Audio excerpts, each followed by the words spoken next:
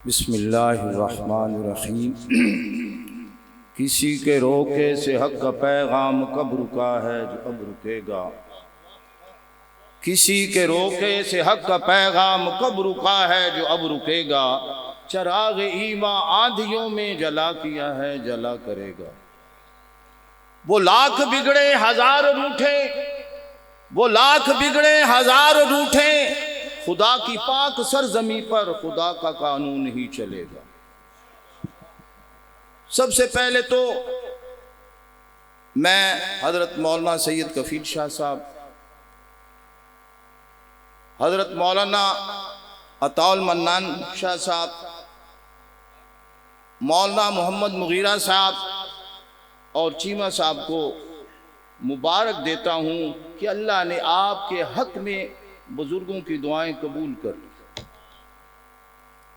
और ये उन बुजुर्गों की दुआओं का असर है कि आज जंगल के अंदर ये चमन खिला हुआ है। अल्लाह रब्बुल इज्जत से दुआ है कि अल्लाह ताला इस चमन के अंदर और बहार पैदा फरमा दे। और ये खत्म नबूवत का मसला बड़ा अहम मसला है। आज मेरे दिल में बात आ रही थी, जब सन 53 की तारीख चल रही थी, उस वक़्त मेरे ताया जी जंग जेल में थे, मेरे वालिद मोहतरम रूपोश थे और मैं इस दुनिया में आया। फिर सन 74 की तारीख चली, अभी मेरे चेहरे पर दाढ़ी नहीं आई थी। ये 2 दफा जेल में जाना हुआ और वो भी अजीब अय्याम थे। हमारे एक बड़े बुजुर्ग थे वहाँ पर चनियोट में, हज़रत मौलाना हाजी मोहम्मद हनीफ साहब रहमतुल्लाह अलैह। इबादत और रियाजत से उनका चेहरा ऐसे चमकता था जैसे बदर का चांद चमकता था। तो जब कभी बाजार में जाना होता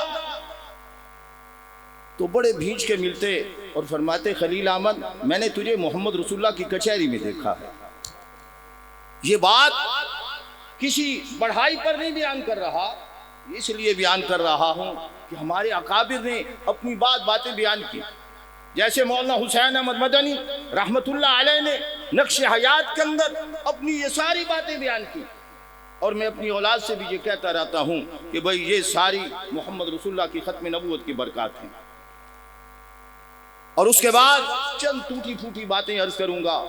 पहली बात, मैं ये आप सबके सामने उलमा के होते हुए ये कहना चाहता हूँ कि हमारा ये अकीदा है कि सबसे पहला इज्मा उम्मत मोहम्मद का अबू बकर की खिलाफत पर हुआ रज़ी अल्लाह ताला। ये बात आज से 3 साल पहले मैंने एक स्टेज पर कही, तो वहाँ पर मौलाना अब्दुल हफीज मक्की रहमतुल्लाह अलैह के साहबजादे भी तशरीफ फरमाने लगे, मौलाना फिर कहो फिर कहो फिर कहो। तो आप भी कहें कि उम्मत मोहम्मद का सबसे पहला इज्मा अबू बकर रज़ी अल्लाह ताला अन्हु की खिलाफत पर हुआ। क्यों हुआ? कि खत्म नबूवत का काम रब ने अबू बकर से लेना था, इसलिए सबसे पहले अबू बकर को मनवाया कि आज तुम अबू बकर को मानोगे तो कल अबू बकर जो खत्म नबूवत का काम करेंगे उस पर पूरी उम्मत को एतमाद होगा। नारे तकबीर, खिलाफत सहाबा, शान सहाबा, मकाम सहाबा, नारे तकबीर। तो इस खत्म नबूवत के मसले की हिफाजत करने वाले सबसे पहले अबू बकर है रज़ी अल्लाह ताला अन्हु। अगर उस अबू बकर को निकाल दोगे रज़ी अल्लाह ताला अन्हु को, तो फिर खत्म नबूवत का मसला खत्म है। वो अबू बकर रज़ी अल्लाह ताला अन्हु, शाह वलीउल्लाह रहमतुल्लाह अलैह ने इज़ालतुल खिफा के अंदर हज़रत जाबिर से एक रिवायत लिखी है, फरमाते हैं, या अबा बकर आताकल्लाहु रिज़वानुल अकबर, ए अबू बकर, अल्लाह तुझे रिज़वान अकबर अता करेंगे, अल्लाह तुझे। हाँ, इसलिए कह रहा हूं कि आज फितने सर उठा रहे हैं। सहाबा के बगैर दीन मुकम्मल नहीं, सहाबा के बगैर कुरान मुकम्मल नहीं, सहाबा के बगैर मोहम्मद रसूलुल्लाह की अज़मत मुकम्मल नहीं। क्या फरमा रहे नबी अलैहिस्सलातु वस्सलाम, या अबा बकरिन आताकल्लाहु रिज़वान अकबर, ए अबू बकर अल्लाह तुझे रिज़वान अकबर अता करेंगे। फ़क़ाल बाज़ुल क़ौमी मर रिज़वानुल अकबर या रसूलल्लाह, बाज़ सहाबा ने अर्ज़ की, ए अल्लाह के रसूल रिज़वान अकबर क्या है? आप फरमाने लगे, यतजल्लल्लाहु लिइबादिही फिल आखिरति आमतन, क़यामत के दिन जन्नत के अंदर आम लोगों को एक रब की ज़ियारत होगी, व यतजल्ला लि अबी बकर खासा, और अबू बकर के लिए अल्लाह की खास दीदार होगा। इसलिए मैं ये कहना चाहता हूं हुक्मरानों से भी, सबसे कहना चाहता हूं, कोई सहाबा पर तबर्रा करना चाहता है करे। आप कहेंगे कैसी बात कर रहा है, क्यों तबर्रा करें? कि उनका ईमान बगैर तबर्रे के मुकम्मल नहीं होता।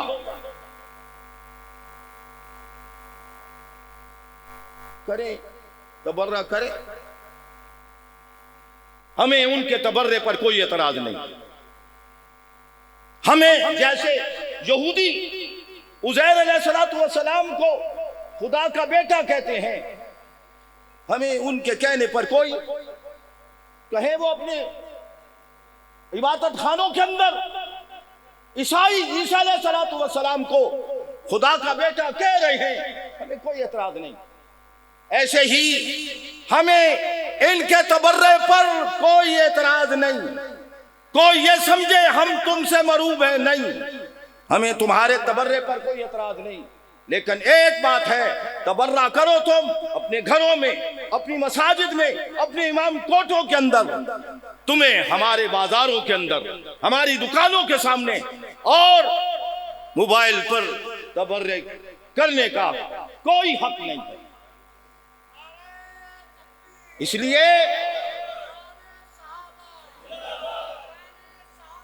मैं अपनी फौज के जिम्मेदार से भी यह अर्ज करना चाहता हूं, सदर पाकिस्तान से भी कहना चाहता हूं, तमाम वज़रा से कहना चाहता हूं, इन लोगों के अंदर इतनी जुर्रत नहीं कि कोई चौराहे पे खड़े होकर अबू बकर को बके, कोई फारूक आजम के बारे में बात करे। याद करो, जो इस मुल्क के अमन को तबाह करने के लिए गैर मुल्की NGOs हैं, उन पर हाथ डालना चाहिए। इस हमारे मुल्क के अमन को, चाहे वो अमन किसी सूरत के अंदर हो, हमारे दीनी मामलात के अंदर, हमारे मुल्की मामलात के अंदर, हमारे दिफाई मामलात के अंदर, ये गैर मुल्की NGOs दखल अंदाजी करती हैं। जब तक इन पर पूरी पाबंदी नहीं होगी, उस वक्त तक शेषों से उठते रहेंगे। तो इसलिए मैं इनसे ये कहना चाहता हूं, जिस पैसे पर, जिस उभार पर ये करते हैं, उसको पकड़ना चाहिए। दूसरी बात अर्ज करता हूं, आज हमारे मुल्क के अंदर बड़ी बात चलती है अकलियतों के हकूक की, क्या कहते हैं, रवादारी रवादारी। और ये किस लिए? ताकि कोई अगर कुरान की तौहीन करता है वो भी छुप जाए, कोई मोहम्मद रसूलुल्लाह की तौहीन करता है वो भी छुप जाए, कोई सहाबा की तौहीन करता है वो भी छुप जाए। और भाई, इस्लाम से बड़ा रवादार और गैर मुस्लिमों के हुकूक का कोई मजहब नहीं। कितनी रवादारी उलमा बैठे हैं। 5वें पारे के अंदर एक वाक़या आता है कि मदीना में चोरी हो गई।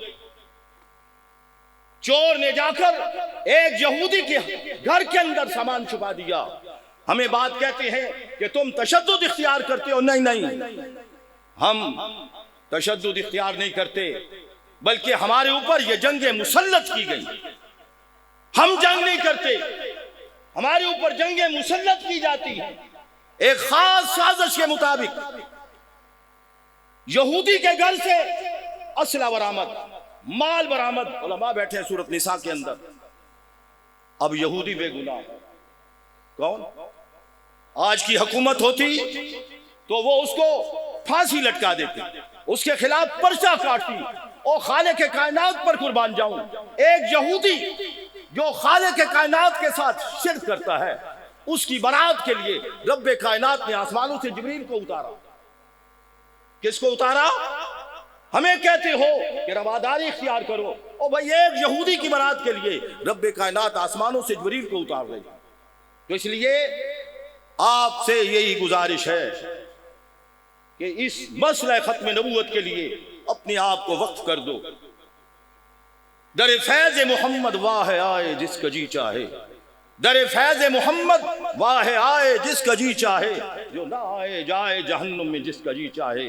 बनेगा जो एलची काफिरों का इस जहां में, वो कल महशर में आका का नुमाइंदा नहीं।